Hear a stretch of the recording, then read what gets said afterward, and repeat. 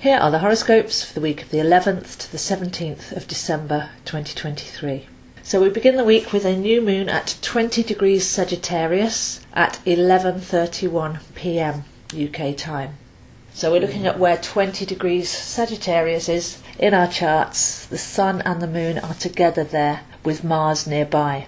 So this is an interesting one because we're about to go into a Mercury retrograde, which will go back into Sagittarius. So definitely not a time to set intentions going forwards, unless the intention is for access to higher perspective, the ability to see clearly and have vision, the ability to change our mind, taking on new information, taking our wisdom to a deeper level. Mercury retrograde starts on the 13th, takes us through to the 1st of January, so that's very interesting for the holiday period. And in the past when this has happened, there have been quite a few disruptions to travel, trains, airplanes, motorways, things like that. So probably best to get your arrangements done early and not leave too short time windows when it comes to travelling or needing to be somewhere. Could also be interesting on a communication level, office parties, friends, family, and even shopping, as Mercury rules communication and money. Luckily, Sagittarius has a sense of humour, so to connect to our jovial and generous Sagittarian selves should make things roll a bit more easily, see the funny side, and leave some wiggle room, not to be too rigid in our thoughts or plans. So an interesting combo this week, both the new moon in Sagittarius and Mercury about to go retrograde, come in at the beginning of the week with a double whammy as we head towards the winter solstice. Looking back to last week, things were very mutable. We had Neptune turn direct in Pisces. And Pisces is what's known as a mutable sign. The mutable signs take us from one season to the next. And Neptune's all about our spirituality and our personal frequency. So that had a very tidal feeling, things not really being known, things seeming to be in the fog. Quite a lot of sensitivity coming up, as the controlling mind sometimes finds it hard to let go of knowing. But our real inner knowing is found more in the Neptune realms. And then Sagittarius is another mutable sign. So as we get ready for the Mercury retrograde, feeling the shifts and changes that are going on with that story as well. So we need to let go of having to know and plan forwards for the next couple of weeks and find our inner knowing, our deep wisdom, the deeper meaning to things, and be flexible to change our trajectory accordingly. Mercury is currently in Capricorn, but will go back into Sagittarius. And the point between Capricorn and Sagittarius is the winter solstice point. So we've gone forwards, but there's going to be a retrospective, going backwards, finding that stillness. Solstice means the sun stands still as it appears to rise and set in the same place for 3 days. So this whole solstice period will seem like it lasts more like 3 weeks than 3 days. But we're in the deep winter, taking ourselves to our hearth fire, finding a stillness within, a sanctuary, allowing the process of rebirth to take place gently and organically. So for this, having Mercury retrograde, not having our minds racing away to the future, will actually be a very positive thing. Because in the long run, we're heading towards the 21st of January, when the Sun and Pluto both move into Aquarius at the same time. And in preparation for that, we really do need to start thinking energetically and vibrationally, reining the mind into short-term tasks that actually serve our benefit, but working much more closely with what we're transmitting and observing what we're receiving as a result.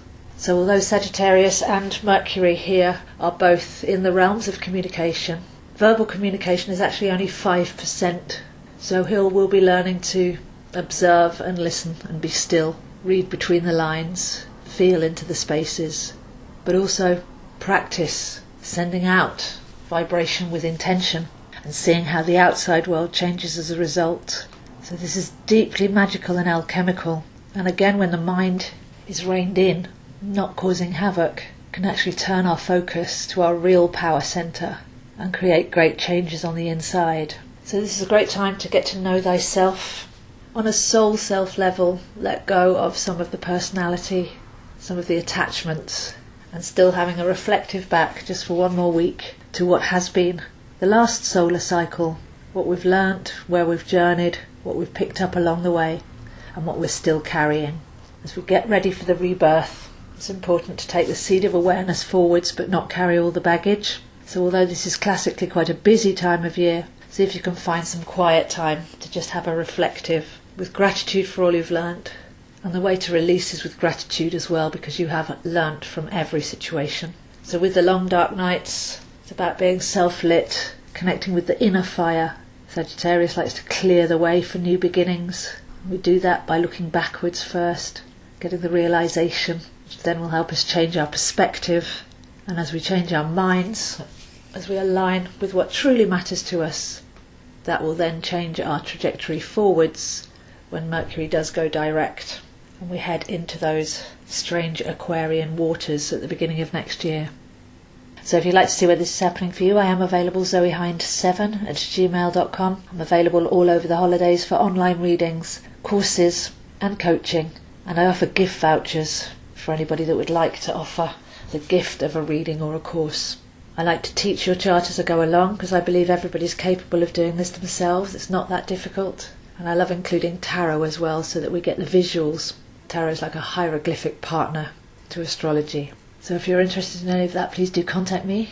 In my full astrology course, you can actually pick modules just to suit you. So if you have some knowledge already, you can fill in the gaps. I've got a 13 module course, but you can just choose the ones that you feel are relevant to you.